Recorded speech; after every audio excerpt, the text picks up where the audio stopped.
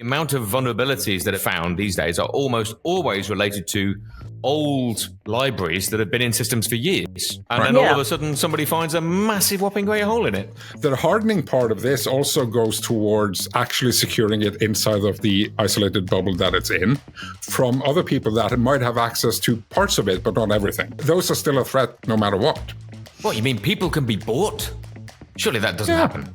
No, never. How do you give people access? You should go through it quite regularly and see if there's someone that have access that shouldn't have access. Are you doing it through an Active Directory? Are you doing it through manually? Like there's so many of these hardening guides that say something about it. So just turn on the Windows firewall and block everything. Mission accomplished. You're kind of telling everyone who builds online connected things only, are basically telling these customers that, well, you're out of luck. Yeah. We can't do anything. Hello, everybody, and welcome along to this podcast. Today, we have a special guest. I'm joined by Stine Larsen from Norway, who is, and I love this job title, it's simply consultant. What are you consulting on, Stine? I mainly work with security, and I'm a VMware consultant. I do a lot of security-related hardening, and anywhere that don't have internet tend to hire me in. Whoa! So you first of all, you spend far too much time with Christian Mohn. That's one issue. Yeah. Do you find this challenging? Imagine how I feel. Yeah. Is this challenging? Do you have to go home and drink copious amounts of alcohol? I think the thing for me is Christian's been sort of a mentor. So now I can't get enough of him. Well, he's amazing. He's amazing. Okay, we have that on tape. If tape was indeed used. We have a fan. There's wait one for the next episodes. We'll brag with it all the time. You'll just see a clip of it going, I'm amazing. I'm amazing. I think we need to stamp this on the screen as part of the podcast, if that's all right, please. Great stuff. So essentially, you spend a lot of your time working with people without internet. This sounds like the 1990s. Yeah. It feels like the 1990s. But yeah, it's I mainly work with stuff I can't talk about, but a lot of it's security related and related to trying to not have people see what you do. Yeah. Okay. But also being able to work. Yeah, exactly. And we've all worked with businesses like that whereby I'm actually simply related to security, military, even to a certain extent medical research, things of that nature, whereby there'll be structures that aren't available to the internet. But that's got to be a real challenge from the point of view of in this world where everything has to be up to date. How do you update stuff that doesn't have access to the updating facilities? Yeah, that's a good question. Normally it involves a lot of people thinking of clever ways to moving data, and you can use a lot of different sort of software technologies and stuff like that.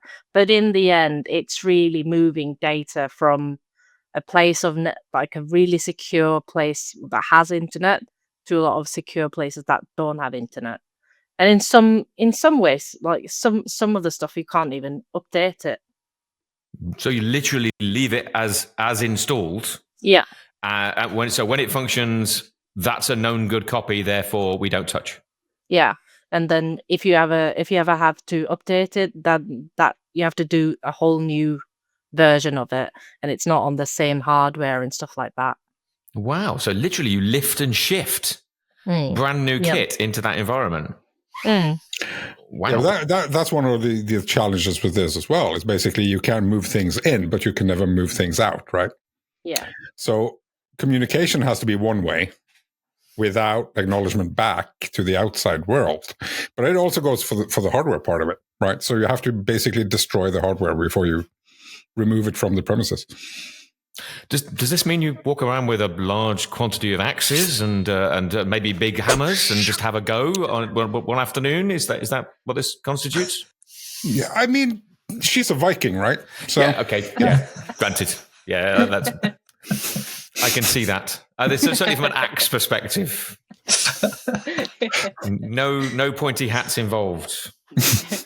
Axe consultant. You're getting pubs in the UK now where you can do axe throwing. I'm imagining you positioning servers and hard drives against the wall and seeing if you can get a clear shot. Yeah, just open my own like smash room. Okay, so everyone just do what you want, just smash everything, just don't take anything with you.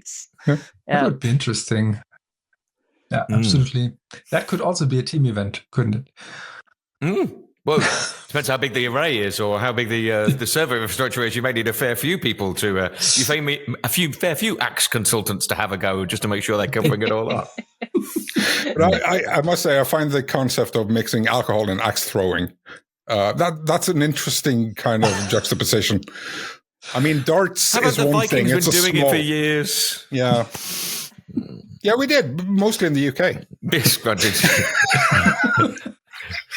We've still got the buildings to prove it. Yeah. It's like whenever you go and play darts, if you drink, it's always a bit like there's one person that throws and everyone's like, yeah, it's true. And you need at least 3 pints before you get any good. Which is maybe this is why the UK sort of inherited that sort of alcohol stroke darts element. Maybe it's a sort of Viking cast off. Yeah, it could be. Yeah, we used to use spears, but now we use these little things. But back to infrastructure. So before we go completely off on a tangent, so from a hardening perspective, obviously, if you are taking an infrastructure and you are hiding it behind or completely separating it from another network, why harden it? It's completely separate. Do you need to harden it in that situation because nothing can connect to it? Yeah, normally just saying that nothing can be connected isn't enough. So normally you would have some sort of government or security, like a team of security people or Christian, NSM, hvordan skal jeg forklare det? Regulatory bodies who kind of do the validation of the security in your basically auditing and stuff like that. Yeah. So mainly you get someone tells you, okay, so see, like what I do, VMware, someone will tell you, okay, how can I know that this system has been hardened or that you've done whatever VMware or whatever sort of framework that they use? How can I tell that it's been hardened and the security is up to date? And then normally you'd have a state where you go through a framework and then set it up and harden it. But my main problem is that no one really goes through it again, unless it's like 4 years later, they're doing another like security roundup or something along the lines of that. So no one really has a dynamic approach to it, which I find really weird, because if you've just set it once, surely everyone that will try to hack that system knows it by the time that the framework's out. Yep. So you sort of need to have a more, I don't know, an approach that means that you will look at it all of the time to see if there's any change. So vulnerability scanning it on a more regular basis, essentially looking, because obviously, certainly we've seen it over the last few years. We've talked about it on previous podcasts. The fact that the amount of vulnerabilities that are found these days are almost always related to old libraries that have been in systems for years. Didn't they? Log J and what have you. We've been using that for donkey's years as part of our normal IT infrastructures, granted Linux, without even knowing it. And then all of a sudden somebody finds a massive whopping great hole in it. So all of the stuff that you've installed a year ago, 2 years ago, 3 years ago, in theory still has that if you didn't harden that one section, and you wouldn't know to harden it. Yeah, and the other part of that is also that even though these environments might be completely fenced off from the internet, it doesn't mean there are no threats to it, right? These are predominantly infrastructures that have some kind of high value, right? So the insider threat part of that is not alleviated by having it not available on the internet. And if that data is that important for someone to put it in such a secure location, it's also worth an adversary spending a lot of resources in getting access to it. Yep. Right. So the hardening part of this also goes towards actually securing it inside of the isolated bubble that it's in from other people that might have access to parts of it, but not everything. Yeah. Understood. And those are still a threat no matter what. What, you mean people can be bought? Surely that doesn't happen. No, never. But Stine, when you talk about frameworks, do you have special frameworks that you can rely on and use, or do you kind of use those as a basis and then go way further because you have more special requirements? For me, I'll let the customer decide which framework that they normally would like to use. If they don't have one, I'll check which one was the latest one updated. Because that changes all the time. That's mainly some of the problem that you'll have one that's been written, I mean, 2 years ago, and then you try to harden VMware with it, and then like six out of 12 points have been like fixed by VMware already. So it's standard. It's a standard setting, but you still need to go through and check every one of them or do a script and check every one of them. Yep. But for me, I normally do whatever the customer wants, and then if not, do the one that's mostly currently been updated, and then read through all the bulletins in whatever sort of software they want me to harden, and look through and see if there's anything that I can do. And of course, if it's not on the internet, then it makes it easier. But it still means that you have to do it, and you have to set up some sort of way to check it. And for me, I like to set up some sort of check to see if it's been changed after I've done it. Oh, right. Because that's also like a big part of it. And someone will be like, "Oh, this is stopping me from doing something," and then they'll change it. And I mean, that's fine and well, but normally I'll have to answer to someone about why it's been changed. So I need to know about it. So I'll just set up. See, if you think of VMware, you can see like the old horse profiles was actually a quite good way of being able to show if it's been changed after you've done the actual work. Yep. So do you use sorry, go Christian. Yeah, when I'm just thinking about not VMware on other parts of infrastructure, we can now use desired state configuration tools like, I don't know, Ansible, Puppet. Even Intune, if you say that for the Windows endpoints. But how do you do that on the VMware side? That regular checking if something has changed and there's a difference between that what you set and or what you have set and to now. So I used to use host profiles a lot, and now I've started using configuration profiles, which is the new VMware host profiling, and then I normally do, if I do something script related, I'll have a check for it. I'll have a check that it's been done after. I mean, normally people want to see it. They want to sort of see proof that it's been checked. And for that, a script isn't very good. So then I'll use a configuration profiles. Yeah, it's far more visual, isn't it? Because they can see it. Can they see it in vCenter? Is that how configuration profiles work? And also, it'll give you a notice if something's been changed. Like, it will give you a little warning. So, I mean, that means that I'll also set some sort of stuff. I'll just set a little.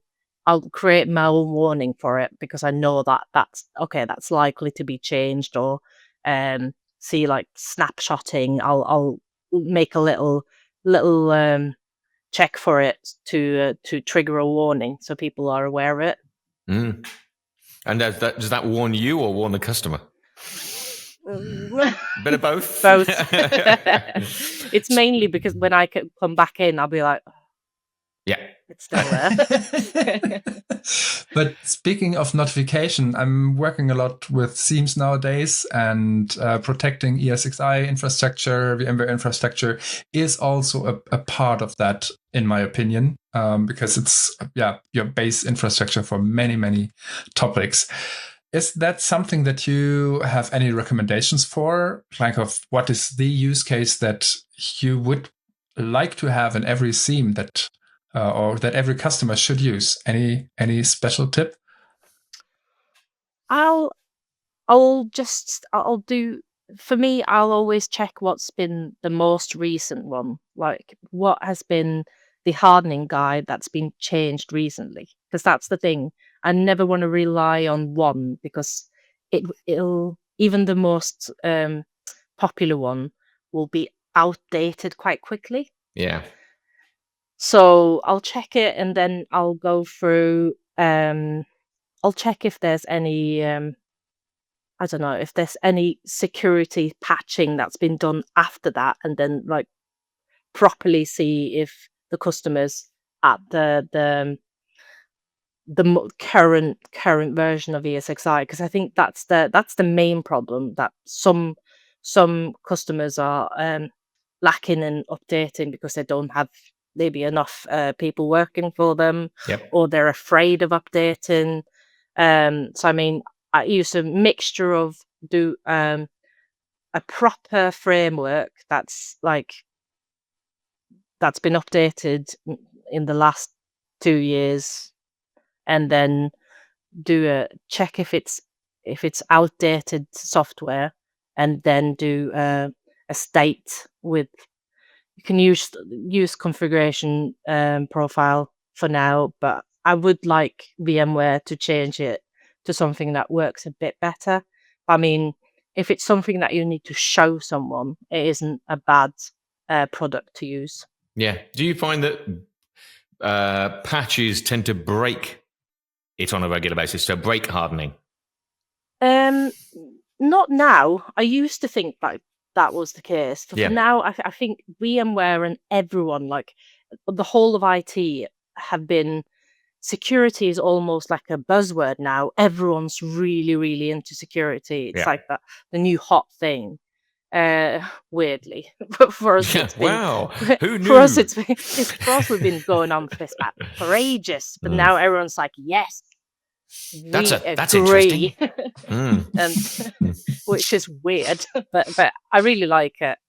So now I don't tend to think that it breaks stuff that often anymore. It normally it will improve it, and then sometimes some stuff that you use or a customer use will break. But I think genuinely they are better for it now than they used to be. I don't know what you think, Christian. Yeah, I agree. I mean, if you go back a few years, quite a few.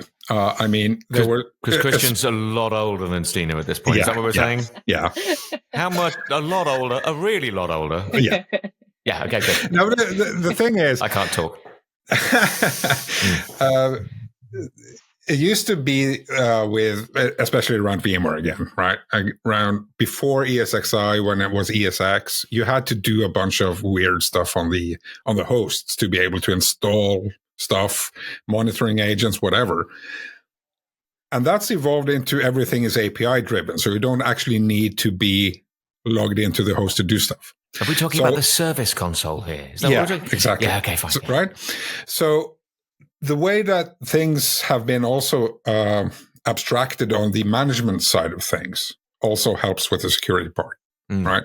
So one of the main kind of recommendations, which is also default now for a VMware ESXi host, is do not enable SSH.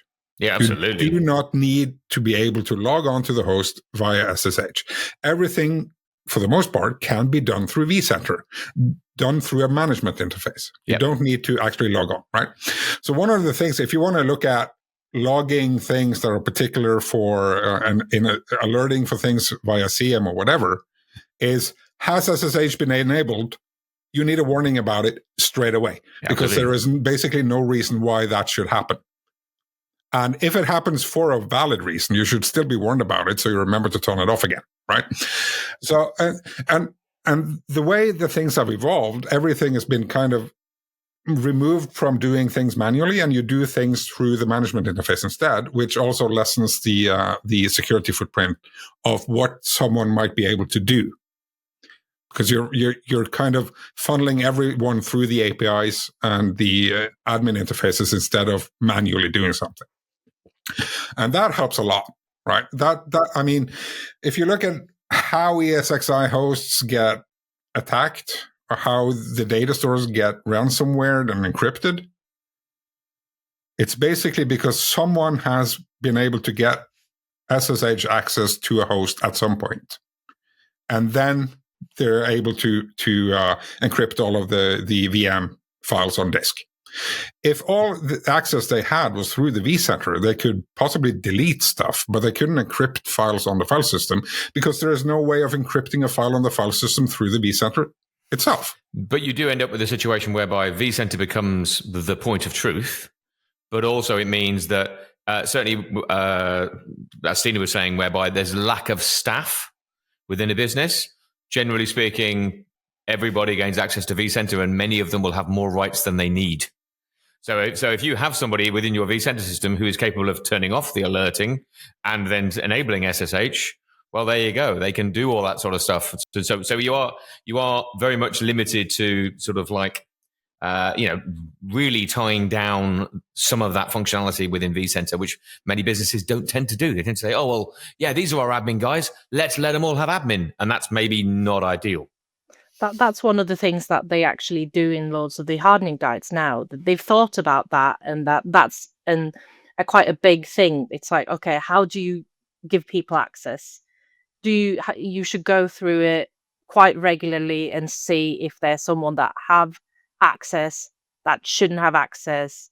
Like, are you doing it through an Active Directory? Are you doing it through manually? Like there's so many of these hardening guides that say something about it. That doesn't mean that I agree with everything that they're saying, but they're actually telling you, okay, you should think about this. You should think about this before you give them rights. And I think this is the same for basically every infrastructure that is that important to a business. That's the same for Entra ID or Microsoft 365. You shouldn't have 17 global admins. No, that's not a good idea. Same for domain admins in Active Directory or your backup system. No, limit, and the fewer the better. Absolutely. Yeah. But that's also one of the good parts with these frameworks that we're talking about. NIST is one, right? And the sys controls is one as well that we use. Because you shouldn't just take that recommendation or the VMware vSphere hardening guide, which is based on sys and NIST as well. You shouldn't just take that and just deploy it and set every setting like this and we're good. No. Yeah. Because that might break your business, right? Yeah. So the framework is exactly that. It's a framework. It's a boundary to work within. It's something to guide you through the things you need to think about, but it's not a be-all, end-all way of doing. You should do it exactly like this. Yeah. You actually have to think. That's crazy. What? You have to think about you don't things have to again. think about stuff. Oh, come on. Well, the other thing you could do is kind of hire this Viking woman consultant with an axe who fixes it for you. But yeah, Yes. That's also a good idea. There's a lot of people that will blindly tell you to just do the hardening guide, or in so many. I'm not even talking about VMware. I've worked with IT for so many years now, and normally someone higher up will be like, yeah, security. We need to we've got these points. We need to just check them out. And sometimes I'll have like a long discussion with someone where it's like, no, but actually you do not understand. This will break stuff. This will make us unable to work. So many guides on just Active Directory where it will just sets up GPOs where engineers are just not able to code anymore, which will just break your business.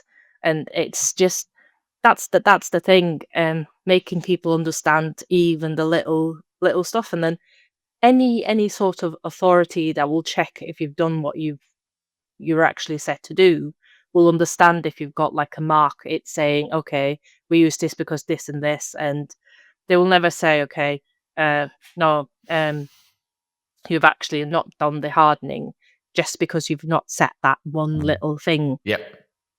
Exactly. Again, it's I've seen application manufacturers as well do it from the point of view that they say, you must harden your Windows server after you've installed this product. But they don't state what they require from a hardening perspective. They just say, harden it. So they expect you to go off and run a magical script that does it all for you without breaking it. It's very difficult. That's pretty easy. Just turn on the Windows firewall and block everything. Mission accomplished. You've hardened it. The app doesn't work, but hey. Exactly. No one can log in, but I mean, that means it's always up. It's secure. Yeah, exactly. It kind of reminds me of this photo I saw 25 years ago of an Ethernet cable. And printed on it was basically, to enable firewall, cut here. That's a perfect firewall, right? Absolutely. Okay, this is a good question though. If you have an isolated environment that you tend to work in, Stine, there must be a situation whereby you need alerting coming out of that environment to sort of say something's gone on. And, or you're only relying on the fact that the people within that environment can see those alerts. Because vCenter, one assumes, is inside your isolated environment, but it's not connected to the internet, and therefore it's not connected out. So if you wanted to send alerts, warnings, things of that nature, how do you get that information outside of the isolated environment? Sometimes you can't. Sometimes you just have to have people that will get the alerts that are in the office, and that's it. Some of the environments that you can come across, that will just be a thing. Okay, I can't send this to another. I can't even send like a blink outside of the network to something else, because that will indicate you can use that against the secure area. So sometimes you just have to rely on people, and then if you don't get any warnings, if you don't have someone that's looked out for something that can go off, then it will go down, and that's some of the issue. That's mainly why before we used to, like Christian said, before we used to set like an alert for SSH, because people didn't know that will be could create that much of a problem, or just how big a snapshot can stop you from working. Well, yeah, we've all been there. My word. Yeah. So I mean, you have to rely on a lot of people if there's something making you not being able to let it go outside to the internet or to another network. Yeah. Okay. So in that case, so it's a business decision there to sort of say, right, if you're going to isolate it all, then you need an admin team within the isolated environment to be able to look after it. Yeah. And their computer is only inside that isolated environment. Or they might have two computers, one in, one out, or, how does it work? It depends on the place that you're working for. Because I mean, sometimes you're allowed to do different sort of, if it's security labels, you're allowed to move some data between some like security labels, but mainly if it's high enough, you're not allowed to get any indication out. And how does it in such an environment data resiliency work? Regarding, normally when you have a big infrastructure, you have dual sites and you do some site replication and whatever. How does it work in such a constrained environment? Do they have so large sites that they have something here and 2 kilometers away? I mean, it will be like any other place, really. You can have one site and a cold site somewhere else, but I mean, it will still not be connected to the internet. But it will still have uptime and still have everything else that a normal environment will have. It will just not be connected to anything else. Yeah, I mean, dedicated dark fiber between the sites. Yeah, for the most part. Nice. I mean, but also you've got to. I mean, again, we're going slightly out of band here from VMware. But what about sort of connecting to the network? Because obviously, in theory, there's a network port with the administration computer on. So a guy coming into the office could, in theory, plug a computer into that network port that is connected to the isolated environment. No, there's a lot of shaking of heads. Go on, then. How do you handle that one? No. There will be several things stopping you from doing that. Just a guy with a gun, that sort of stuff. And then Stine with the axe. Yes, Stine with an axe. Yeah, that's 20 Stinas with axes. Oh, nice. Wow. Consultants. No, I mean, there's so much. Even saying that if you have a secure laptop, most of your outputs like USB and stuff will be glued together. But with glitter, I hope. With glitter glue. Always. Glittered glue. Good. Is this some sort of just you prefer glittered glue, Christian? Is that what it's basically, actually I saw that once, and I asked, why do you have glitter glue? And they said then it's easier to detect if someone put it out and puts in new glue. So that was really a security measure. So there are others that are doing other things as well. If you've worked in highly secure environments, you've been kind of exposed to what's called Tempest, which is basically a way of ensuring that you can't spy on transmissions from Ethernet cables or screens or whatever. So basically, you're building the inside of that office as a Faraday cage in the walls. Ooh! So you can't spy on the emissions from the screens on this through the windows, stuff like that. And also those entities doing that also, for the most part, require fiber optic connections to each and every end user device inside of the office, because you can't really bug or try to tap into light, right?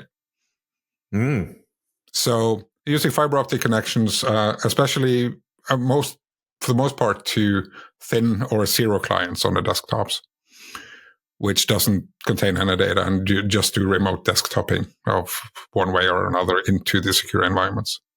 Nice. Yeah, pretty tight. I mean, so I suppose no matter what happens in the situation, we're still going to end up with, you need a data center. You can't. There's no way of clouding any of this, is there really? Because to all intents and purposes, you're breaking that whole premise.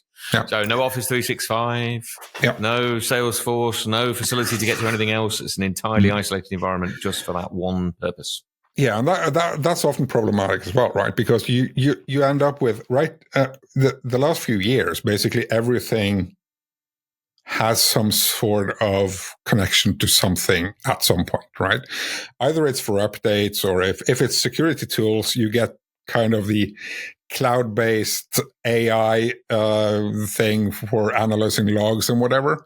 You don't get that, right? You're kind of telling everyone who builds online connected things only are basically telling these customers that, well, you're out of luck. Yeah. We can't do anything.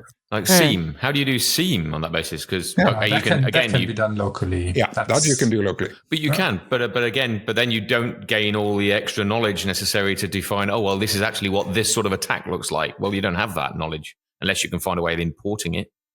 Yeah. There are ways for that. Normally you can. Ways.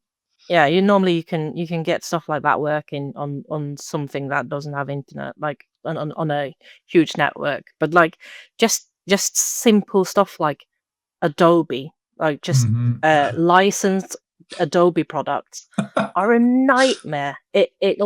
You don't understand how much time a secure place will use to just get that licensing to work. It's horrible. I mean, Adobe are so big as well. You'd think that they'll be like, okay, we've got so many places, so many countries that have this problem. We should probably give them a standardized way of applying a license. But they're just like, seems like this is. So, but actually, that would be quite important from the point of view that PDF is one of those formats that is designed specifically to be unchangeable once you've created it, isn't it? So actually, if you're creating something in an environment whereby you want it to be fixed, creating a PDF is actually quite an important thing to be able to do. So you'd expect Adobe to be on top of that, wouldn't you? You would think so. You would think so. I think that they're getting better at it, but just for some years it was just impossible. And then you'd have to sort of break their software to get their licensing to work. So I mean, it felt really weird because it's like I'm cracking something, I'm cracking it to make it be usable. Like I'm not doing this just to like get a free game when I'm 16. I'm actually trying to get the whole office to use Adobe. Wow. That we're actually paid for as well. Yeah, that you paid for. I actually paid for this software so I can break it. Yeah, it felt really wrong. And as at that time, I was working with SCCM at a place like this, and it was just constantly every, I don't know, 2-3 months I was doing this, and I was just like, and they kept changing it as well. They kept like, for some reason they knew what I was doing, but it was just like, oh, but this worked last time. Stop changing it. Yeah. I understand that you don't want me to crack it, but then just like make it available for me to like pay for it and then use it without internet. What about storage arrays and that sort of stuff? Do you? I mean, obviously, normally when it comes to things like, obviously, Proact are a big NetApp dealership. We sell an awful lot of NetApp. But obviously, you need to update ONTAP, the NetApp operating system, on a regular basis. But again, are we saying no? It's fixed. Once it's in, we're not doing anything like that. Nobody's coming in with a USB stick to apply an update or anything else on those lines. It's a no-no. It depends, really. If a customer is fine with you using normally not a USB stick, but something else to bring the software in, then you can update it. And like, I mean, mainly all of the customers that I work with update their stuff. I mean, it's really small and contained if they don't update it. Anything massive, like data center wise, will be updated and will be quite up to date as well because it's important for them. But like how they would move software in and out, I won't say. Fair enough. But there is the facility to do it. Yeah, okay. Let's just say there are methods of doing one-way transfers of files. Without there being acknowledgement sent back to the sending side. Not with TCP/IP, there isn't. That's the whole point. Physical UDP. Woohoo. UDP transfer. There are ways to do this. Okay. Streaming files as video. Right. Okay, great. I think we're probably pretty much there. And before we get ourselves in trouble by introducing something that maybe speculating on how people might do this. Yeah. But I've got to say, okay. So I suppose from the point of view of let's just to finish off, let's just talk about hardening a little bit. For most customers, though, Stine, what would you say is a good piece of advice when it comes to sort of making sure that they harden their ESX infrastructure? I would go for whatever framework is the most updated. I will also figure out what is important for you. How can you sort of set little warnings for yourself if something like what we did with SSH before? What sort of things is important for you that's been like turned on or turned off? Do you have any bibs that you sort of need to make sure are working correctly after you updated your software? Make sure that you update your software. Yeah. Yep. What do you think, Christian? Yeah, it's basically follow the vSphere hardening guide. The vSphere hardening guide from VMware is updated on every major version, so you'll get the newest kind of advice on how to do this. On if you upgrade from version 7 to version 8, check the version 8 one, right? Understood. Yeah. VMware, on their hand, for the most part, the truth is the hardening guide gets smaller and smaller for each version because the default settings are pretty good. Nice. Right? Yep. Which is a good thing. So it gets easier, but follow the guides, read through them, and make sure you understand them because you need to understand the impact of doing something. And that's also the most difficult thing. Don't set it once and then leave it. Yeah. Like have a conscious choice of checking this often because hackers rely on you being lazy. Well, none of us are lazy. Christian, Lara, what do you think?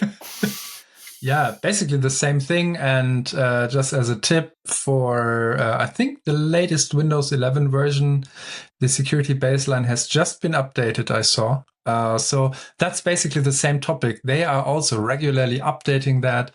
It's getting better and better to read. It's still a lot of things to do. And if you have not yet hardened anything, start with the security baseline. And when you went through that, take your framework, because those frameworks are often way more complicated, especially for the Windows client and server world, I would say. And you really have to understand what you're doing. Don't strive for 100%. Or you can try, but yeah, if you do 100%, your business will not work anymore. I'm pretty sure. So if you do some measurements, if you're with 75, 80%, you are pretty good in your environment. That's at least what I saw in the past. Nice. Yeah. I suppose really just to complement those, my feeling would be if you've got monitoring software that is capable of doing this, make sure your monitoring software is also quizzing for that information. So if you've got monitoring software that can check and see if an SSH port is open, turn that on, point it at your ESX host to make sure that's doing it as well. So yeah, or there's a lot of functionality there. Make some sort of alerting on that specific thing. I mean, an ESXi host, if SSH gets enabled, it'll log it. So if you have a centralized logging system, you can make an alert for that particular thing. Yep. So SIEM as well on that basis. But yeah, there's a lot of tools in the data center to be able to help, but use them all in concert makes life easier for you, I guess. Yeah, and I mean, documentation is also like key here. Oh, come on, Stine. No, I think that is something that nobody wants to, Tilda. Nobody wants to read it. Come on, let's be honest. That's why you have consultants. We don't care. Yeah, okay, fine. We can document with axes. Yeah. No, you're so right. It's so important to understand what you did and keep it, because then, as you said before, when the next audit comes, you can point to that and say, we talked about it and we didn't do it, or we did it because of XYZ. We noted it down, management agreed on it, topic resolved, next point. Otherwise, you will end in a lot of discussions. Yeah, and then if you get like a new person that will start working for you as well, that person will be like, why haven't you set this? Set it, break it, and then it's like, oh, actually. That's right. You took out that axe last year already. Yeah, exactly. That axe was meant to be there. Yeah. Don't mess with the consultant, I think is the thing we're taking away from this podcast. Okay, great. Thank you very much, guys. And indeed, guys and girls. Sorry, it's a weird thing. Thank you very much, everybody. That's the way forward. Yeah. I've really enjoyed today. That's been great. So thank you very much for your time, Stine. It's much appreciated. And thank you. Thank you, as always, Christian and Christian.